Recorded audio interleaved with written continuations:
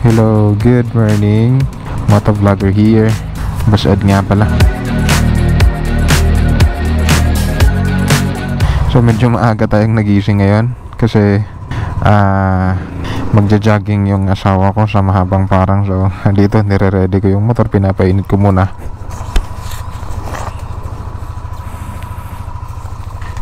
Ito. Ready na tayo. Tara.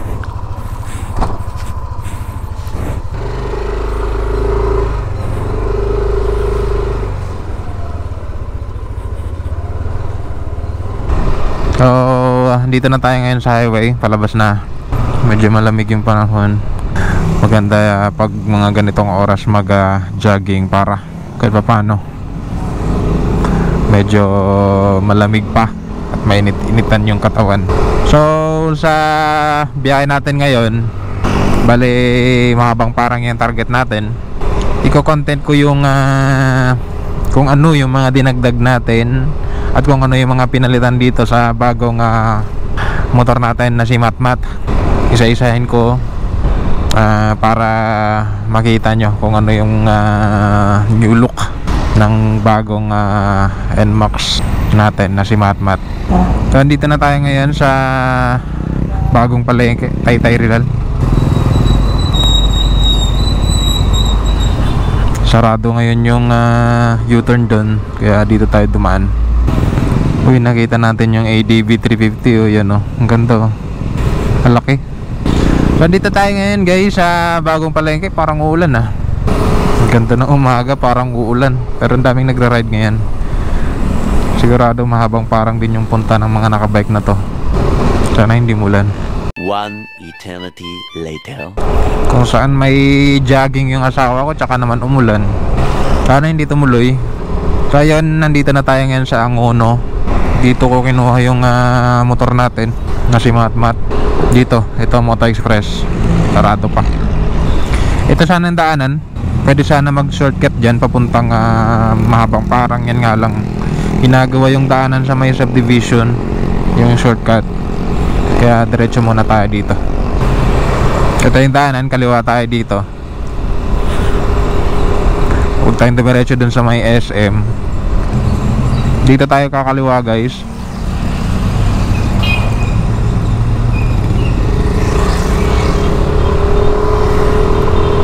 Kasi sarado dun yung shortcut, kaya dito yung daanan natin. Kaya hindi tayo makapaglayo ngayon kasi wala pang ORCR. Dito lang tayo, banda-banda Rizal.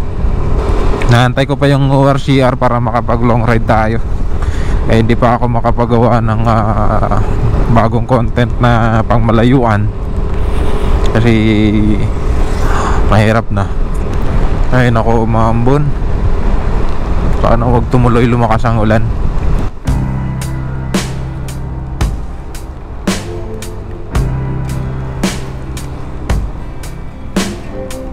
Napaka-smooth ng motor na to guys. So pinapatila pa namin yung ambon. So magsisimula na sana siyang tumakbo paakyat kasi doon tayo pupunta guys, yung nakikita nyo yung bahay na yun oh. Doon tayo pupunta. Akyatin yung daanan dyan. Dito na yung mga bikers kanina na kasabay natin oh. Yan na sila, ayan. Dito talaga yung target nila yan, puntahan kasi maganda talaga dito. So pinapatila lang namin yung ambon. Mahirap din tumakbo pag umaambon. Ito yung motor natin guys, nakikita nyo gold mags yan. So nakipag-swap ako sa naka Tech Max. Meron palang ilog dito. Wait lang, check natin.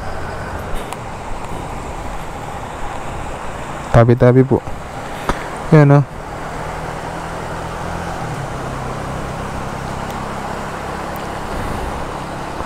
Medyo malinaw yung tubig ah, kahit tag-ulan. Siguro pag tag-init yan, mas malinaw pa yan. Kasi banda dun sa taas, liguan yun dun eh. Ayan, magsisimula na siya. Medyo mahina naman na yung ambon, kaya mauna ako dun sa taas. Papakita ko sa inyo.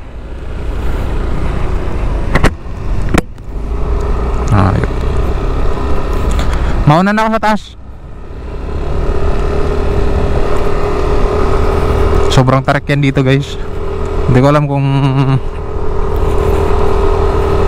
makikita sa camera yung tarik dito, pero sisiw lang yan sa kay Matmat.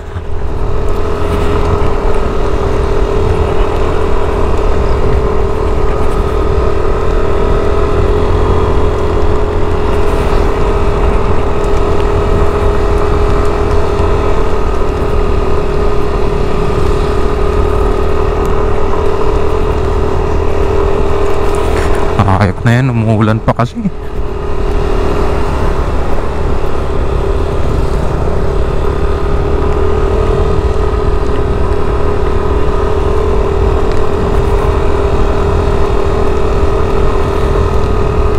Pahinga muna ako dito.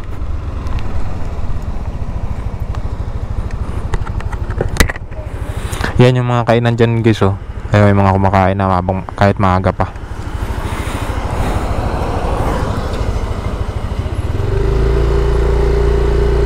Dito tayo.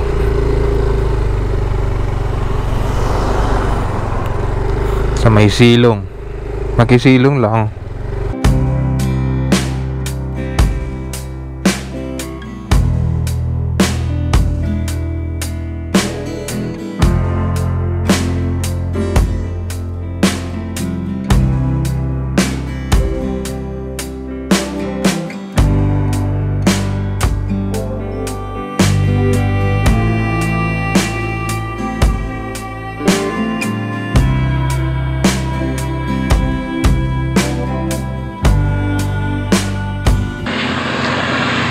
So, andito tayo ngayon sa Mahabang Parang. Ito ipapakita ko sa inyo guys kung ano yung mga bagong ikinabit ko dito. Hindi naman siya totally upgrade. Kumbaga, nagpalit lang ako para mabago or maiba naman yung looks nito. So, unang-una, hindi ko pa ipapahuli to. Ito, sticker. Yan, palatandaan na talagang bilang na siya sa channel natin. Ito, kaya naging gold mugs ito kasi bumili ako ng gold mugs doon sa marketplace. Gold mugs na to ay galing sa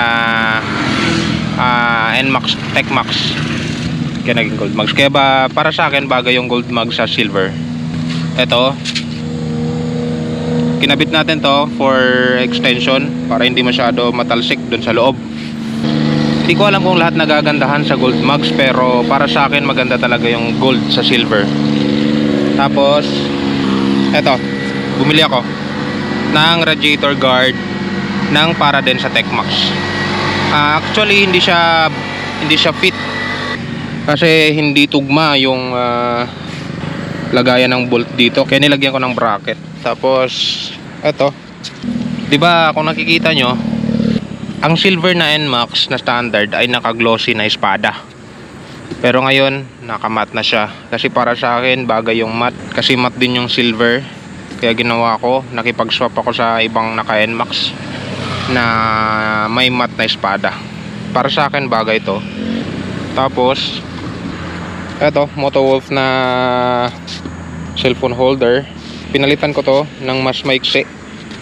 Yung Motowolf kasi na stock mahaba to, yung parang adapter na to. Pinalitan ko ng maiksi, umorder ako sa TikTok ng mas maiksi para hindi masyado mahaba. Tingnan nyo, parang ganyan lang. Matibay siya guys. Tapos yung side mirror ko ay Nemo side mirror na version 2. Tsaka ito pa pala guys, nilagyan ko ng takip to, yung SEC brand. Kasi medyo wala kasing takip to kaya baka pasukin ng ulan, nilagyan ko na lang. Pero mas maganda to guys kasi merong nabibili na medyo mura pero hindi siya quality. Ito maganda guys, maganda yung quality nito. Meron pang sabitan dito. Tsaka nilagyan ko na rin yan ng protection dun sa gauge niya para hindi magasgas. Ito pa pala guys, isa yung upuan ko. Nakikita nyo yung upuan, 'di ba yung stock ng standard ay plain lang yun. Ang ginawa ko, bumili ako ng pang TechMax din to. Yan o, may pa. Stock ng TechMax to. So, bumili ako. Tapos, yung sa akin na stock, binenta ko. Parang naging swap lang yung paraan pero iba. Mas maganda kasi yung Tecmax kasi may stitches na sa may tahina. Tapos parang reflector yata to, reflectorless yata to. Tsaka magaspang. At para sa akin, para sa asawa ko na umupo dito, ay medyo malambot siya. Ayan lang naman.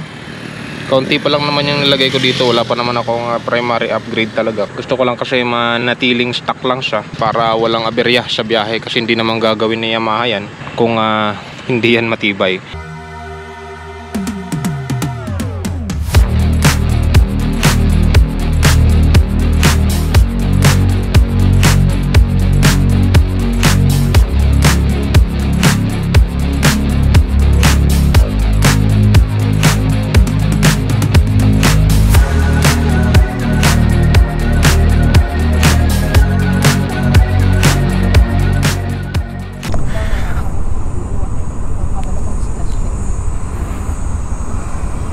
Hello guys.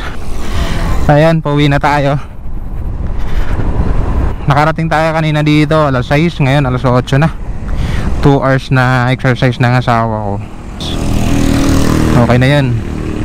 Bali bukas ulit.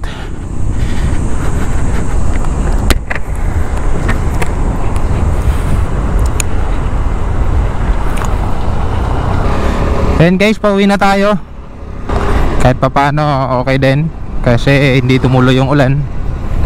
Sa mga nag-comment nga pala guys dun sa vlog ko nung nakaraan, dun kung bakit binenta ko yung ADV 150 tapos bumili ng NMAX version 3.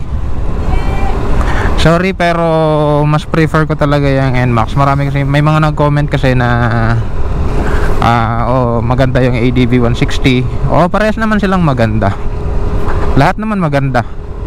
Kaso ito talaga, ito yung napusuan ko. Kasi yung pinakaunang motor ko kasi Aerox. Nung binenta ko yun, tas nagpalit ng Click 150, ay medyo hinanap ko yung feeling ng naka VVA. Kaya kahit nagpalit ako ng ADV 150, hindi pa rin ako satisfied. Nahanap-hanap ko yung VVA ni Yamaha, yung smoothness na ganon, yung smoothness ng arangkada, tas pag pumapalo yung VVA. Pero siguro kung hindi naman ako nakagkaroon ng Aerox dati, baka ADV pa rin ako. Pero kasi dahil nagkaroon ako ng Aerox at nakatry ako ng VVA at smoothness ng Yamaha, yun yung hinahanap-hanap ko.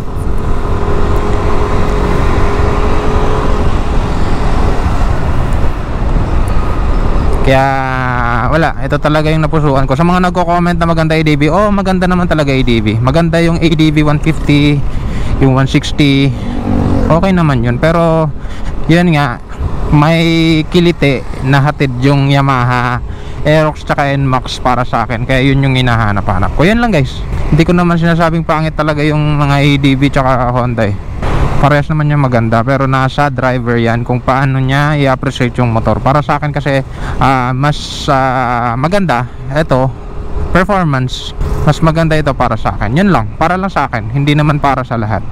Tsaka hindi ko pinagsisihan na kinuha ko to. Nag-enjoy nga ako dito And guys, pauwi na tayo. Maraming salamat sa panonood sa panibagong vlog natin. Medyo short ride lang yung ginagawa natin ngayon kasi hindi pa tayo makabiyahe ng malayo kasi wala pa tayong ORCR. Dito lang tayo sa Rizal. So yan guys, thank you so much for watching.